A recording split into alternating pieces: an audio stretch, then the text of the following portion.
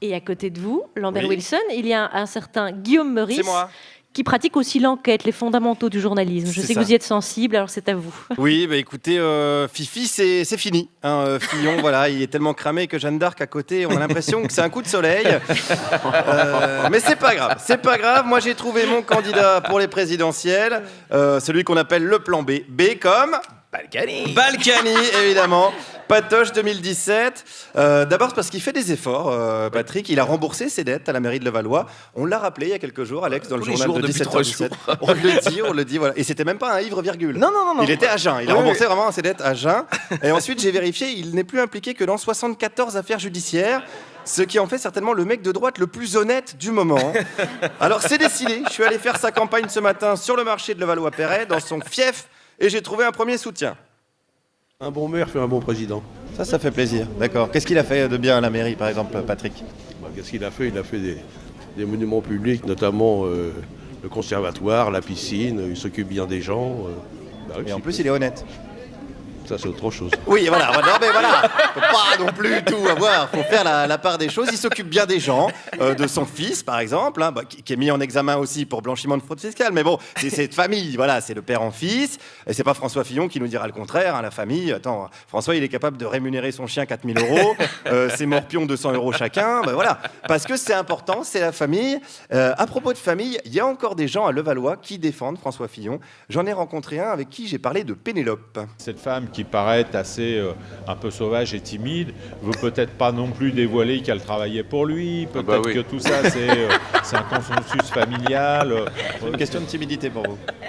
Ouais, je cherche pas des excuses, mais on sait très bien que quand vous êtes femme d'un politicien à son niveau, il est possible qu'il y ait des gens qui participent. Ses enfants, sa femme ont probablement participé à des tâches. Voilà, des tâches telles que tout, quoi, les tâches, quoi, de tout ce qui est, voilà, tremper son Prozac dans sa verveine, des tâches de femme de François Fillon, finalement, on a envie de dire. Hein. Voilà, non, nous, on ne sait pas parce qu'on n'est pas conjoint de politique. Alex, il a essayé avec Valérie Pécresse, mais elle n'a pas donné suite. Donc voilà, c'est comme ça. Et puis, vous savez ce que c'est la politique? En politique, c'est compliqué. Enfin, c'est compliqué. C'est pas des magouilles. Mais non, j'ai failli dire magouille. C'est pas de la magouille, c'est des petits arrangements qui sont dommageables. Petits arrangements dommageables, ça peut se résumer sous le terme magouille. Disons que c'est des salades politiciennes, voilà. Ouais, des magouilles. C'est excessif, le mot magouille est excessif. Oui, pardon, sinon j'avais enculerie, mais si magouille c'est déjà excessif, je ne l'ai pas tenté. Enfin bon, vous avez compris le principe, c'est de la politique, c'est comme ça. Et c'est dommage parce que ce monsieur avait choisi Fillon, ce candidat qui malheureusement est rattrapé sur le plan moral par une éthique qu'il a voulu faire passer et qui n'est pas. À Levallois, c'est important l'éthique quand on vote pour quelqu'un? Ouais, c'est important. C'est important maintenant. C'est pour ça que vous avez voté Patrick Balkany. Oui. Oui.